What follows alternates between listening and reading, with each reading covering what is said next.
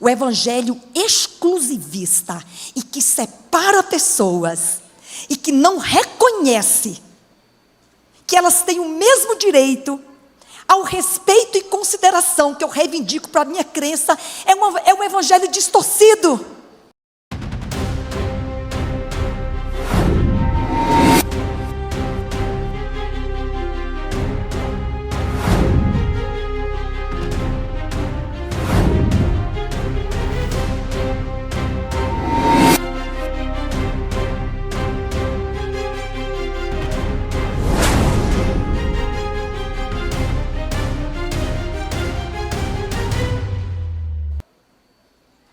E vocês sabem sobre o que Moisés falou no seu último e poderoso sermão ao povo de Israel? Ele falou sobre escolha.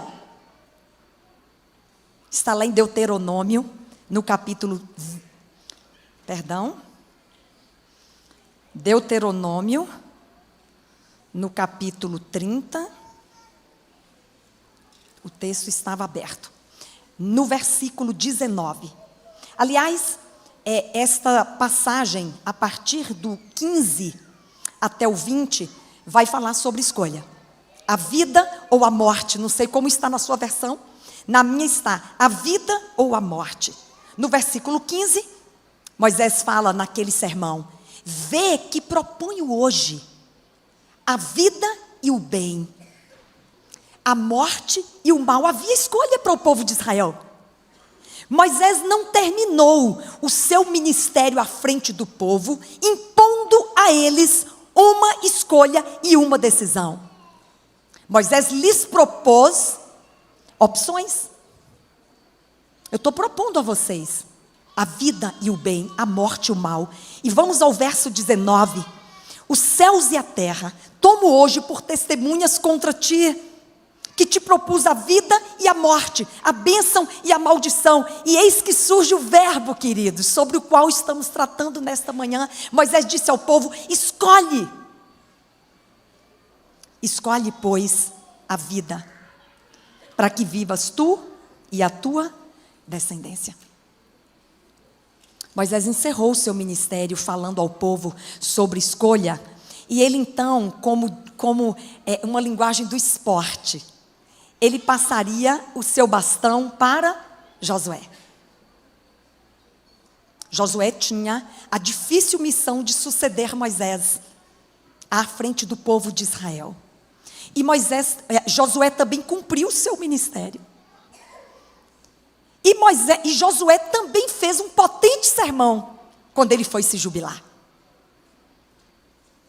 Está lá no livro de Josué. Josué se despedindo do povo de Israel, no capítulo 24. Você pode conferir na sua Bíblia, eu já deixei os meus textos abertos, para que a gente ganhe um pouquinho mais de tempo. Josué, no capítulo 24, porque o relógio aqui de Hortolândia, ele passa mais rápido.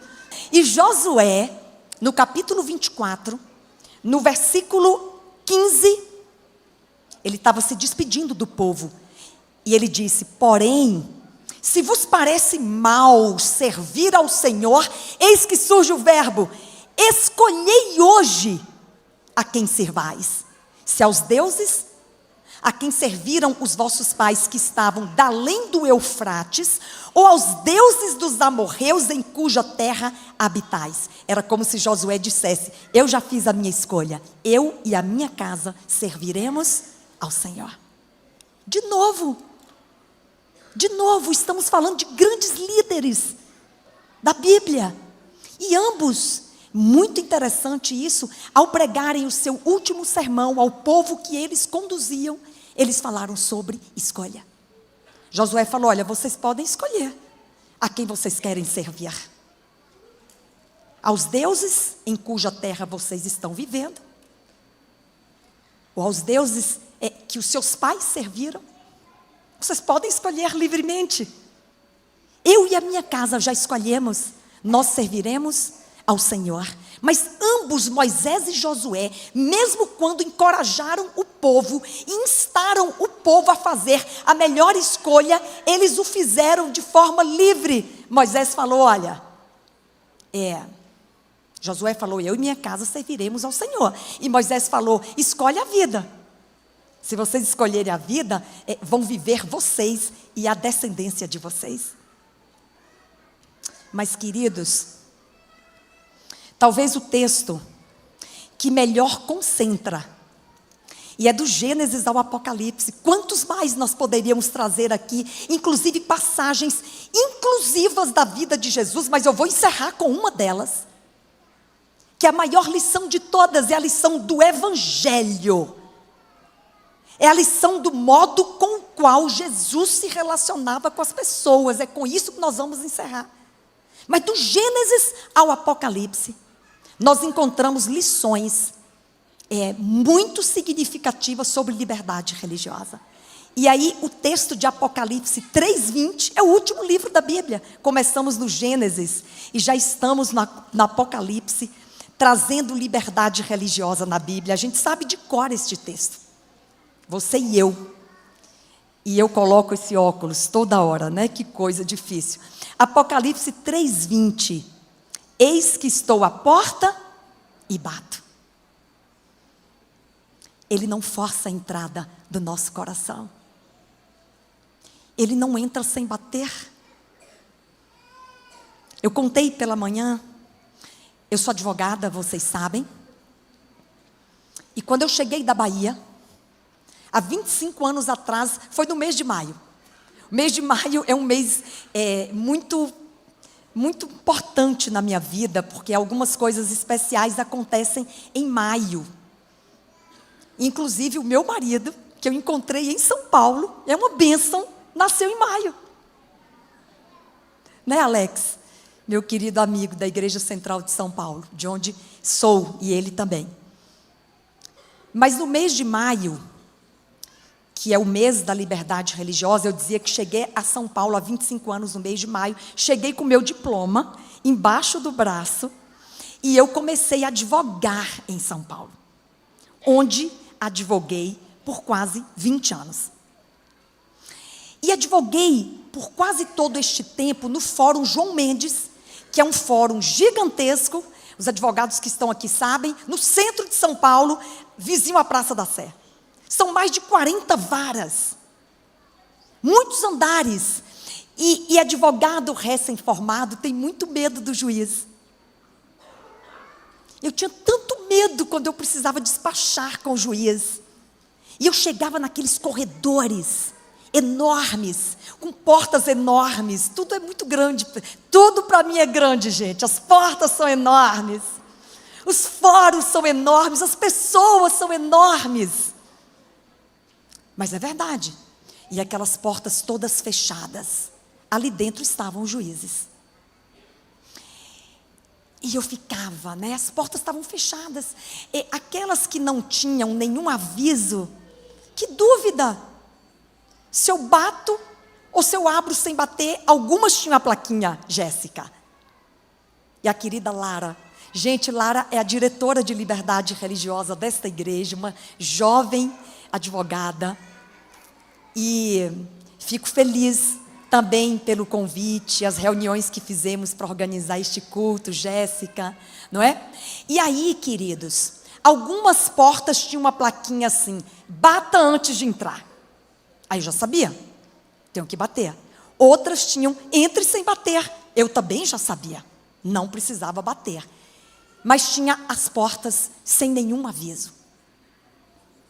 E eu tinha medo de bater e o juiz ficar irritado comigo, eu precisava dele. Doutora, só bateu na porta, me incomodou. E também eu tinha medo de entrar sem bater e o juiz falar, gente, mas que advogada é essa? Não é educada, entra na sala das pessoas sem bater. Com Jesus, a regra é clara, que bênção, e é liberdade religiosa na veia. Eis que eu estou à porta e bato. Se alguém ouvir a minha voz e abrir a porta, este é um ato voluntário, livre, desimpedido. Se alguém ouvir a minha voz e abrir a porta, aí eu entro em sua casa, cearei com ele e ele comigo. Isso queima no meu coração. Sabe por quê? Eu contei de manhã que eu nasci no interior da Bahia. Mas eu cresci. Quer dizer, eu não crescia. Eu vivi numa cidadezinha minúscula, onde viveram meus avós e os meus pais. E o meu avô foi o primeiro adventista daquela cidade. João Moura, eu sou Damares Moura. Meu avô foi o primeiro adventista, ele era tão esperto, que ele construiu a igreja. No terreno dele, com os recursos dele, ele ficou tão animado quando o evangelho o alcançou, que ele construiu a igreja. E construiu na frente da casa dele. Meu avô só atravessava a rua.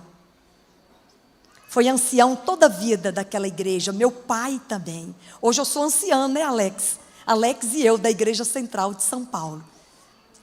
E o meu avô, e não há nenhuma censura, queridos, no que eu vou contar, é para nós compreendermos o que é o evangelho. Nenhuma censura, mas nós recebemos o evangelho exclusivo. O evangelho no qual eu cresci, fui educada, fui batizada e vivenciei nos primeiros anos da minha vida e na minha juventude, era o evangelho exclusivo. Era só nosso. Nós éramos os detentores. E aí a gente não podia se misturar com ninguém. Nós éramos ensinadas, minha irmã e eu, que a gente não devia se misturar com pessoas de outras crenças religiosas. Vocês sabiam que minha irmã e eu, a gente não passava nem na calçada de outra igreja? Ontem à noite eu atendi uma pessoa, irmão Dário, atendo quase todos os dias com algum problema relacionado ao exercício da sua crença religiosa. E ontem à noite era uma irmã nossa, adventista. E ela me mandou 8 áudios. Tinha áudio de 9 minutos. Vocês já sabem o que eu fiz. Eu ouvi. Porque eu ouço todos, especialmente se for um caso relacionado aos temas que eu cuido. Eu não consigo não ouvir, não atender e não orientar, porque esse chamado que Deus me fez é para eu compartilhar. Mas tinha áudio de 9 minutos, eu fiquei muito tentada a não ouvir. Mas eu ouvi. Mas eu botei aquele acelerador, não é? 2 vezes. Aí é mais rápido. Ela me contou uma coisa que me impressionou muito. Nem pensei em trazer isso para o sermão, mas vocês não a conhecem. E é falta de... falta de conhecimento. Ela falou: doutora Damares, eu fui demitida do meu trabalho. E eu suponho que fui demitida por causa do sábado. Eles não me disseram isso. Mas eu fui tão perseguida, eu fiz um contrato de trabalho de segunda a sexta. De repente me colocaram para trabalhar aos sábados. E eu dizia que eu não ia porque eu era adventista. Mas eu ia aos domingos, está correto. Mas aí, doutora Damares, é de segunda a sexta, sábado, domingo. E um dia, simplesmente, semana passada, me entregaram uma carta de demissão que eu tinha que assinar. E eu perguntei: mas por quê? Eu bato todas as minhas metas. E ela foi me contando naquele áudio: doutora Damares, olha, um dia eu estava com o meu supervisor no centro de São Paulo. A gente estava visitando clientes. E aí a gente viu a Catedral da Sé. E ele falou comigo que eu tinha que entrar na catedral com ele, porque ele é muito católico. E eu não queria. Ai, meu pai, eu fiquei assim: será se ela entrou ou não entrou? Porque tem que... Qual o problema de entrar? Qual o problema? Ela falou: eu entrei. Ela falou: eu não me senti bem ali. Eu falei: mas você fez tudo certinho, de forma respeitosa, não é? Eu queria que ela dissesse que sim. Não, eu entrei respeitosamente, mas eu queria sair rápido daquele lugar. O evangelho exclusivista e que separa pessoas e que não reconhece que elas têm o mesmo direito ao respeito e consideração que eu reivindico para a minha crença, é um evangelho distorcido. Porque o próprio Jesus, em Apocalipse 3:20, disse: eis que estou à porta e bato. E eu só vou entrar se alguém ouvir a minha voz, abrir a porta e voluntariamente me convidar para entrar. Quem somos nós, queridos? Quem nós imaginamos ser para não respeitarmos a escolha religiosa que as pessoas fizeram? Sabe qual é o método mais eficaz, mais potente para as pessoas serem incluídas no reino de Deus? É quando nós nos misturamos com elas. É quando nós as abraçamos. É quando nós queremos essas pessoas perto de nós. Nós nos tornamos irresistíveis para elas. E quando nós apresentamos Jesus, elas fazem como o texto que nós vamos ler agora, o último. Não gostaria, mas vamos para o último. Lucas no capítulo 5. Essa é liberdade religiosa na prática. Foi exatamente como Jesus exerceu e testemunhou da liberdade religiosa aqui no Evangelho de Lucas, no capítulo 5, no versículo 20, ou a partir do versículo 29. Qual era o contexto, queridos? O contexto é o que tinha acontecido um pouco antes dos versos 27 e 28, quando Jesus foi à coletoria de impostos. Sabe quem queria se misturar com coletor de impostos? Ninguém. Eu não me misturo com pessoas corruptas. Os coletores de impostos eram entendidos como pessoas que cobravam indebitamente os impostos. Então ninguém queria se misturar com eles. Embora fossem homens ricos, talvez, muitos deles, não é? Mas eram corruptos, e com corrupto eu não me misturo. Me diga com quem andas e eu direi quem você é. Com Jesus não. No 27 e no 28 do capítulo 5, Jesus foi à coletoria de impostos. Essa história arde meu coração. Jesus foi à coletoria de impostos. Jesus parou. Jesus conversou com Levi e Mateus. E isso é tão irresistível. E eu tenho vontade de saber, quem sabe um dia no céu, perguntar para Jesus o que ele falou com Levi e Mateus. Porque a Bíblia não conta o que ele falou. A Bíblia só diz que ele disse para Levi e Mateus: segue-me. Mas vocês acham que foi só segue-me? Vocês acham que não teve um sorriso, um abraço acolhedor? Independentemente de quem você é, Levi e Mateus, eu quero você no meu reino. Teve mais, eu acho que teve mais. Mas no final Jesus disse: segue-me. E ele deixou tudo. Os futuros ganhos. Não sei que vida Levi e Mateus teria, mas ele deixou tudo para seguir Jesus. E agora os últimos textos, versos da manhã, a partir do 29, qual era o contexto? Levi e Mateus fez um grande banquete na sua casa. E o verso 29 diz que naquela mesa, certamente era uma mesa muito grande, havia, você pode conferir no seu texto, havia numerosos, é muita gente, irmão Dário, eu sei que eu vou almoçar na sua casa hoje, não sei o tamanho da mesa lá, mas naquela, havia numerosos publicanos e outros. Eu sou professora de língua portuguesa também. Outros significa diversidade. Não sei quem é. Naquela mesa havia numerosos publicanos. E quem eram os publicanos? Homens de segunda classe, com os quais os santos homens de Deus não se juntavam. Não sentavam na mesma mesa. Porque eles eram melhores. Faziam as orações mais altas e mais bonitas. Davam as melhores ofertas. E às vezes jogavam tão alto para que todos ouvissem o tinir do metal. E Jesus se sentou na mesa com publicanos e outros. Aquilo incomodou tanto os escribas, os fariseus, os homens religiosos, os santos homens, porque eles não se misturavam, eles eram melhores, eles eram exclusivistas. Jesus não. incomodou tanto que eles começaram a murmurar contra os discípulos.